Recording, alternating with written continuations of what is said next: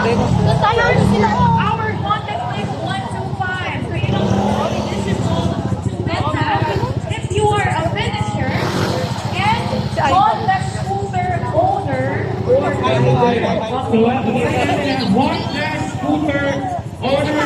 Ibig sabihin, one kayo brand ng inyong scooter. yes, and a one finisher. Okay. Yes. Ayan. Okay. And for our national Kuya! Wait na.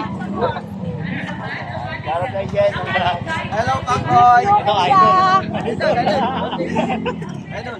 Ay, wait. Excuse me. Punta ako kay Idol. Idol! Idol! Idol!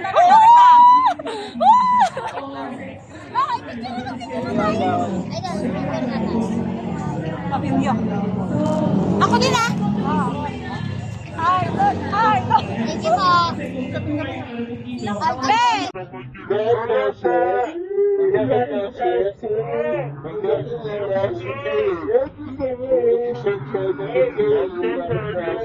Wala ka pasok? Wala ka pasok? Wala akong pasok eh. Tingnan mo. Saan ka na? Wala akong pasok kayo. Wala ka pasok na eh. Picture tayo! Picture tayo! Sige. Ate oh. Picture. Sige, picture ka. Sige. Ganun. Kasi, oo, nandiyan na yung team katagumpay. But anyway, gusto ko lang i-shoutout na ang grupo Ay, dito dapat ito yung sa people money Scooter eh. Team and dyan ang Team Motozay. Motozay? Parang wala akong gusto sabihin. Oo ka, nandun na sila. Ayan, shoutout ko lang din yung mga Team Rising Boys, Motocam, Jelka Sport, Duli Bubian, si Kapuet, nandito rin, si Sushi, nandito rin. And yun na nga, pagkadating ng mga Team Graffiti, pumasok na rin sila sa loob ng Wheeltech. At doon sila nagstay at kumain habang hindi pa sila tinatawag sa stage. Grabe, nakakatuwa silang tingnan kahit nasa labas pa lang ako nito. Kasi first time ko sila makita. Karamihan sa kanila.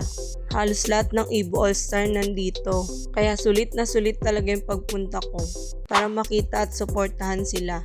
Kahit may salamin, binidyuhan ko sila para syempre makita nyo rin kung ano yung nakikita ko. Abangan ulit bukas ang kasunod.